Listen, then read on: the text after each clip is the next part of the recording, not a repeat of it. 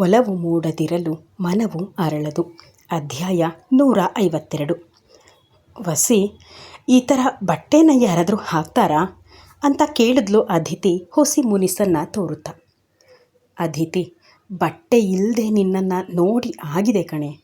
ಈಗ ಈ ಬಟ್ಟೆನ ಹಾಕೋಕ್ಕೆ ಎಂಥ ನಾಚಿಕೆ. ನಾನೇನು ಈ ಬಟ್ಟೆನ ಹಾಕ್ಕೊಂಡು ರ್ಯಾಂಪ್ ವಾಕ್ ಮಾಡು ಅಂತ ಹೇಳಿದ್ನಾ? ನನ್ನ ಮುಂದೆ ಮಾತ್ರ ತಾನೆ ಅಂತ ಮೋಹಕವಾಗಿ ಹೇಳುತ್ತಾ ಅವಳ ಕೊರಳಿಗೆ ಮುತ್ತಿಟ್ಟಾಗ ನಾಚಿಕೊಂಡ್ಳು ಅದಿತಿ. ವಸಿ, ಸಾಕು ಮಾಡಿ ನಿಮ್ಮ ತುಂಟಾಟವನ್ನು ಅಂತ ಹೇಳುತ್ತಾ ಅವನ ಆಟಕ್ಕೆ ನಗುತ್ತಿದ್ಲು. ಅವನ ಕುರುಚಲು ಗಡ್ಡ ಅವಳಿಗೆ ಕಚಗುಳಿ ಇಡ್ತಿತ್ತು. ಈಗ ಪ್ಲೀಸ್ ಈ ಬಟ್ಟೆ ಹಾಕ್ಕೊಂಡು ಬಾರೆ ಅಂತ ಮಾದಕವಾಗಿ ಹೇಳಿದಾಗ ತನ್ನವನ ಕೋರಿಕೆಗೆ ಇಲ್ಲ ಅನ್ನೋಕೆ ಮನಸ್ಸಾಗದೆ ಆಯಿತು ಅಂತ ಒಪ್ಕೊಂಡ್ಳು. ಆದರೆ ಒಂದು ಕಂಡೀಷನ್, ಇನ್ಮುಂದೆ ಈ ರೀತಿ ಬಟ್ಟೆನ ಹಾಕು ಅಂತ ಹೇಳಬಾರ್ದು ಅಂದಾಗ, ನಿನ್ನನ್ನು ಕೇಳದೆ ಇನ್ಯಾರನ್ನೇ ಕೇಳಲಿ ಈ ಥರ ಬಟ್ಟೆ ಹಾಕು ಅಂತ ಹುಸಿ ಮುನಿಸು ತೋರಿದಾಗ ಆ ಬಟ್ಟೆಯನ್ನು ಪಡೆದುಕೊಂಡ ಅದಿತಿ, ಇದಕ್ಕೇನು ಕಡಿಮೆ ಇಲ್ಲ ನೀವು ಅಂತ ಹೇಳಿದವಳು ಚೇಂಜಿಂಗ್ ರೂಮಿಗೆ ಹೋಗಿ ಬಟ್ಟೆಯನ್ನು ಬದಲಿಸಿ ವಸಿಷ್ಠ ಕೊಟ್ಟಿದ್ದ ಶಾರ್ಟ್ ಸ್ಲೀವ್ಲೆಸ್ ನೈಟ್ ವೇರ್ ತೊಟ್ಟು ಬಂದಳು. ಮಂದ ಬೆಳಕಿನಲ್ಲಿ ಅದಿತಿಯನ್ನು ನೋಡಿದ ವಸಿಷ್ಠನಿಗೆ ಬಯಕೆಗಳು ಅವನನ್ನು ಬಡಿದೆಬ್ಬಿಸ್ತಾ ಇದ್ವು. ಮೈ ಬಿಸಿ ಏರ್ತಿತ್ತು. ಆದರೆ ಅದಿತಿ ಮಾತ್ರ ಇರುವ ಪುಟ್ಟ ಡ್ರೆಸ್ಸನ್ನೇ ಪದೇ ಪದೇ ಕೆಳಗೆ ಎಳ್ಕೊಂಡು ನಿಧಾನವಾಗಿ ನಡ್ಕೊಂಡು ಬರ್ತಾ ಇದ್ಲು. ಅವಳ ಬಳಿ ಬಂದ ವಸಿಷ್ಠ, ಚಿನ್ನ, ಫೀಲ್ ಕಂಫರ್ಟಬಲ್ ಕಣೆ. ಈ ರೂಮಲ್ಲಿ ನಾನು ನೀನು ಬಿಟ್ಟು ಬೇರೆ ಯಾರಿದ್ದಾರೆ ಹೇಳು? ನಿನ್ನ ಅಂದಕ್ಕೆ ನಾನೇ ಯಜಮಾನ, ನನ್ನ ಹೃದಯಕ್ಕೆ ನೀನೇ ಯಜಮಾನಿ ಅಂತ ಅವಳ ಹಣೆಗೆ ಭರವಸೆಯ ಮುತ್ತಿಟ್ಟವನು ತಪ್ಪಿಕೊಂಡಾಗ ಅದಿತಿಯು ಅವನ ಎದೆಗೂಡಿನಲ್ಲಿ ಮುಖ ಹುದುಗಿಸಿ ಅವನ ಹೃದಯ ಬಡಿತವನ್ನು ಕೇಳುತ್ತಿದ್ಲು. ಇಬ್ಬರು ಸ್ವಲ್ಪ ಹೊತ್ತು ಹಾಗೇ ಇದ್ದರು. ನಂತರ ವಸಿಷ್ಠನೇ ವಾಸ್ತವಕ್ಕೆ ಬಂದು, ಅದಿತಿ ಅಂತ ಕರೆಯುತ್ತಾ ಅವಳ ಮೃದು ಅಧರಗಳನ್ನು ಆವರಿಸಿ ಶೃಂಗಾರಕ್ಕೆ ಆಹ್ವಾನ ಕೊಟ್ಟರೆ ಒಪ್ಪಿಗೆ ಎನ್ನುವಂತೆ ರೆಪ್ಪೆ ಬಾಗಿಸಿದಳು ಅದಿತಿ. ಅವಳ ಅಧರಗಳನ್ನು ಮೃದುವಾಗಿ ಆವರಿಸುತ್ತಾ ಹೋದ ವಸಿಷ್ಠ ಕೊನೆಗೆ ಅವಳ ತುಟಿಗೆ ಸಣ್ಣ ಗಾಯ ಮಾಡಿಯೇ ಬಿಟ್ಟಿದ್ದ. ತನ್ನ ಬಾಹುಗಳಲ್ಲಿ ಎತ್ಕೊಂಡೋನು ನಿಧಾನವಾಗಿ ಮಂಚದ ಮೇಲೆ ಮಲಗಿಸಿ ಅವಳನ್ನು ಆವರಿಸುತ್ತಾ ಹೋದಂತೆ ಅದಿತಿಯು ಅವನಲ್ಲಿ ಕರಗಿದ್ಲು. ಶೃಂಗಾರದ ಕೊನೆ ಮಜಲಿಗೆ ಹೋದಾಗ ಒರಟಾಗಿ ಅವಳನ್ನು ಆವರಿಸಿದ. ಈ ಬಾರಿಯೂ ಅದಿತಿಯ ಕಣ್ಣಲ್ಲಿ ನೀರನ್ನು ಕಂಡವನು ಕೊನೆಯಲ್ಲಿ ಅವಳ ಕಣ್ಣೀರನ್ನು ಒರೆಸಿ ಕಣ್ಣುಗಳಿಗೆ ಮುತ್ತಿಟ್ಟು, ಒರಟಾಗಿ ನಡ್ಕೊಂಡೆ ಅಲ್ವಾ ಅದಿತಿ, ಸಾರಿ ಕಣೋ ಅಂತ ಹೇಳಿದಾಗ ಅವನ ಬಾಯಿಯ ಮೇಲೆ ಬೆರಳಿಟ್ಟ ಅದಿತಿ, ಹಾಗೆಲ್ಲ ಸಾರಿ ಕೇಳಬೇಡಿ ವಸಿ.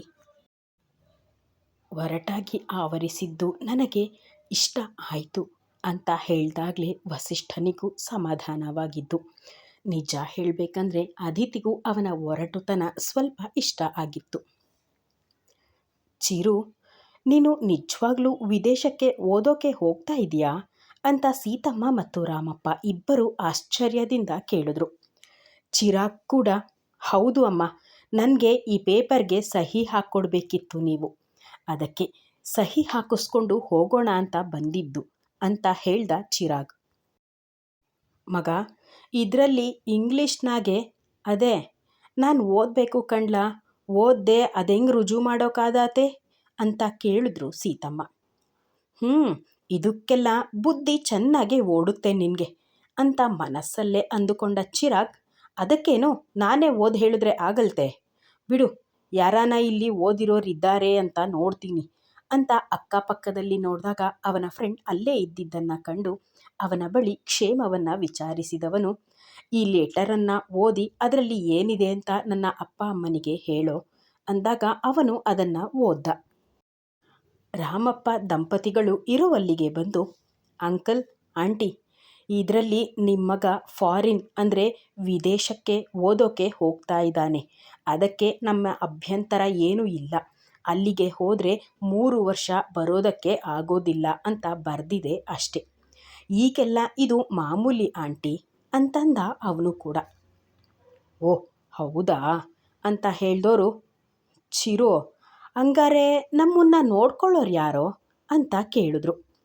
ಮಗ ವಿದೇಶಕ್ಕೆ ಹೋಗ್ತಾ ಇದ್ದಾನೆ ಓದೋಕೆ ಅನ್ನೋ ದುಃಖ ಇಲ್ಲದೆ ಅವನು ಇಲ್ಲಿಂದ ಹೋದರೆ ನಮಗೆ ತಿನ್ನೋಕೆ ಮಜಾ ಮಾಡೋಕೆ ಹಣಕಾಸಿನ ವ್ಯವಸ್ಥೆ ಹೇಗೆ ಅಂತ ಚಿಂತೆ ಮಾಡುತ್ತಾ ಕೇಳಿದ್ರು. ನಾನು ಅಲ್ಲಿಗೆ ಓದೋಕೆ ಹೋಗ್ತಾ ಇರೋದು. ನಿಮ್ಮ ಪುಣ್ಯ, ನಿಮ್ಮ ಬಳಿ ಹಣವನ್ನು ಕೇಳಿಲ್ಲ ನಾನು. ಅಲ್ಲಿಗೆ ಹೋದ ನಂತರ ನಾನು ಕಾಲೇಜ್ ಮುಗಿಸ್ಕೊಂಡು ಯಾವುದಾದ್ರೂ ಪಾರ್ಟ್ ಟೈಮ್ ಕೆಲಸ ಮಾಡಿ 5,000 ತಿಂಗಳಿಗೆ ಕಳಿಸ್ಕೊಡ್ತೀನಿ ಅಂತ ಅಂದ. ಅಯ್ಯೋ ಮಗ, ಅಷ್ಟು ಕಾಸು ಕಳಿಸಿದ್ರೆ ಮನೆ ನಡಿಬೇಕಲ್ಲೋ ಅಂತ ಸೀತಮ್ಮ ಅವರು ಹೇಳಿದಾಗ ಕೋಪ ಮಾಡಿಕೊಂಡ ಚಿರು, ಸ್ವಂತ ಮನೆ ಇದೆ, ರೇಷನ್ ಅಕ್ಕಿ ಕೊಡ್ತಾರೆ, ತರಕಾರಿ ಮತ್ತು ಸೊಪ್ಪನ್ನು ಮನೆ ಹಿಂದೆನೇ ಬೆಳ್ಕೋತೀರ, ಹಾಲು ಮೊಸರು ಬೆಣ್ಣೆ ತುಪ್ಪಕ್ಕೆ ಹಸು ಸಾಕ್ಕೊಂಡಿದ್ದೀಯ, ಮನೆಗೆ ಹಾಲನ್ನು ಇಟ್ಕೊಂಡು ಮಿಕ್ಕಿದ್ದನ್ನು ಡೈರಿಗೆ ಹಾಕ್ತೀಯ, ಅದೇ ದುಡ್ಡು ಬರುತ್ತೆ. ಇನ್ನು ಬೇಳೆ ಕಾಳು ಎಲ್ಲವನ್ನ ತಗೊಳ್ಳೋಕೆ 5,000 ಸಾಕಾಗೋದಿಲ್ವಾ ನಿಮಗೆ? ನೋಡಮ್ಮ, ನಾನು ಹೋಗ್ತಾ ಇರೋದು ಓದೋದಕ್ಕೆ, ಇಲ್ಲಿ ಕೆಲಸ ಮಾಡೋಕ್ಕಲ್ಲ. ನಾನು ಕೂಡ ಅಲ್ಲಿನ ನನ್ನ ಖರ್ಚು ವೆಚ್ಚಗಳನ್ನು ನೋಡಿಕೊಂಡು ಹೇಗೋ ಸ್ವಲ್ಪ ಉಳಿಸಿ ನನ್ನಿಂದ ಕಳಿಸೋಕೆ ಆಗೋದು 5,000 ಮಾತ್ರ. ಅದಕ್ಕೂ ಮೇಲೆ ನನ್ನಿಂದ ಆಗೋದಿಲ್ಲ. ಬೇಕಾದರೆ ಕಳಿಸ್ತೀನಿ, ಇಲ್ಲದೇ ಇದ್ದರೆ ಆ 5,000 ಕಳಿಸೋದಿಲ್ಲ. ನಿಮ್ಮ ಮಗಳ ಮದುವೆ ಕೂಡ ಅಜ್ಜಿಯೇ ಮಾಡಿದ್ದಾರೆ, ಬಾಣಂತನವನ್ನು ಕೂಡ ಅಜ್ಜಿನೇ ಮಾಡಿದಾಳೆ. ಇನ್ನು ಯಾರಿಗೆ ಉಳಿಸಿ ಗಂಟು ಮಾಡ್ತೀಯಾ ಕೇಳ್ದ ಚಿರಾಗ್.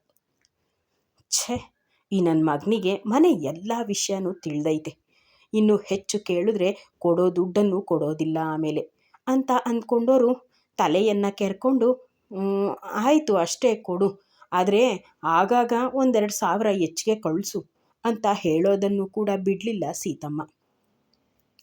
ಮಗ ಬಂದಿದ್ದಾನೆ, ಊಟ ತಿಂಡಿ ಮಾಡಬೇಕು ಅಂತೇನೂ ಇಲ್ಲ ಅಲ್ವಾ ನಿಮಗೆ?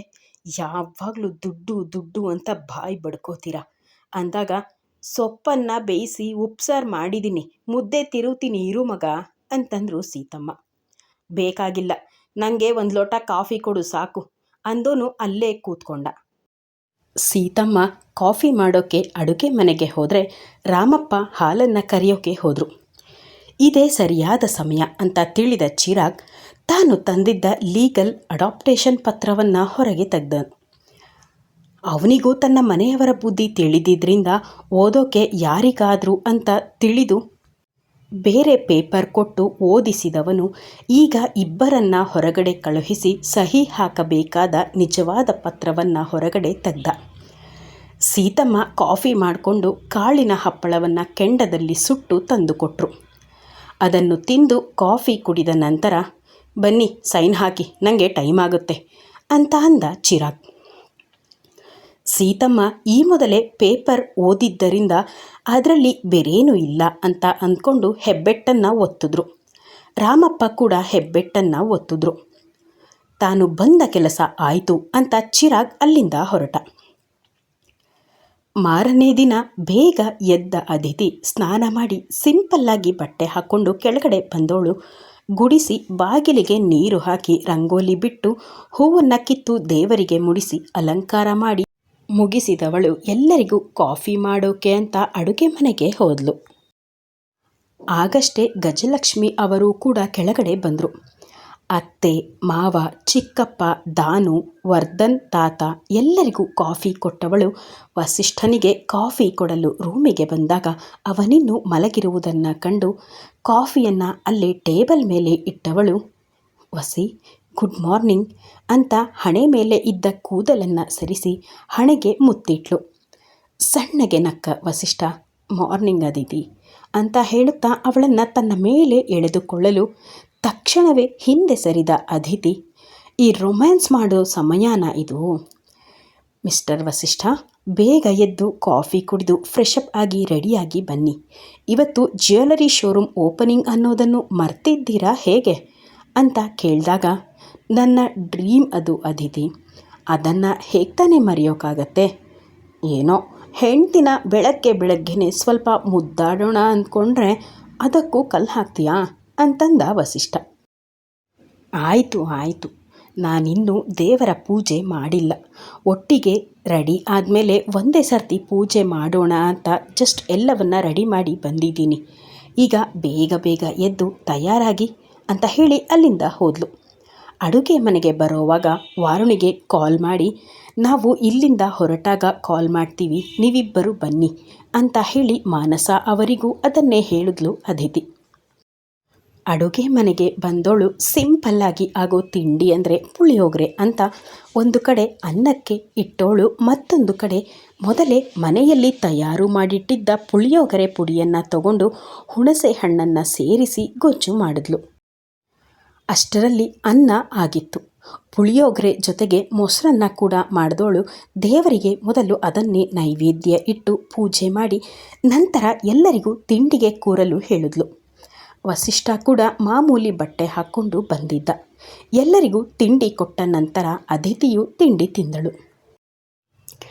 ಅದಿತಿ, ನಿನ್ನೆ ರಾತ್ರಿ ಎಲ್ಲರಿಗೂ ಬಟ್ಟೆ ಕೊಡೋಕೆ ತುಂಬ ಲೇಟ್ ಆಯಿತು. ಎಲ್ಲರ ಬಟ್ಟೆಗಳು ನನ್ನ ರೂಮಲ್ಲಿದೆ, ಎಲ್ಲರಿಗೂ ಕೊಟ್ಟುಬಿಡು.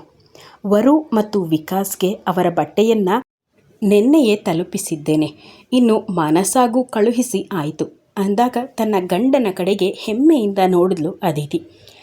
ಯಾರಿಗೂ ಭೇದ ಭಾವ ಮಾಡೋದಿಲ್ಲ ನನ್ನ ಗಂಡ ಅಂತ.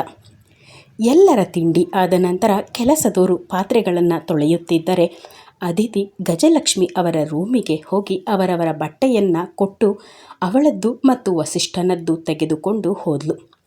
ರೂಮಿಗೆ ಬಂದು ಅವಳ ಕವರ್ ತೆಗೆದು ಅಲ್ಲಿದ್ದ ಬಟ್ಟೆಯನ್ನು ನೋಡಿ ಶಾಕ್ ಆದಂತೆ ನಿಂತು ಬಿಟ್ಲು ಅದಿತಿ. ಹಾಗಾದರೆ ಅದಿತಿಗೆ ವಸಿಷ್ಠ ಆರಿಸಿರುವ ಬಟ್ಟೆ ಆದರೂ ಯಾವುದು? ಅವಳಿಗೆ ಇಷ್ಟ ಆಗುತ್ತೋ ಇಲ್ವೋ? ಕಥೆ ಮುಂದುವರಿಯುತ್ತೆ. ಅಲ್ಲಿವರೆಗೂ ನಿರೀಕ್ಷಿಸಿ. ಒಲವು ಮೂಡದಿರಲು ಮನವು ಅರಳದು. ಸ್ನೇಹಿತರೆ, ಈಗಾಗಲೇ ನಾನು ಮತ್ತೊಮ್ಮೆ ಹೇಳ್ತಾ ಇದ್ದೀನಿ, ಪ್ಲೀಸ್ ಅಮ್ಮನ ಕೈರುಚಿ ಎನ್ನುವ ಚಾನಲ್ಗೆ ದಯವಿಟ್ಟು ಸಬ್ಸ್ಕ್ರೈಬ್ ಆಗಿ ನಮ್ಮನ್ನು ಪ್ರೋತ್ಸಾಹಿಸಿ.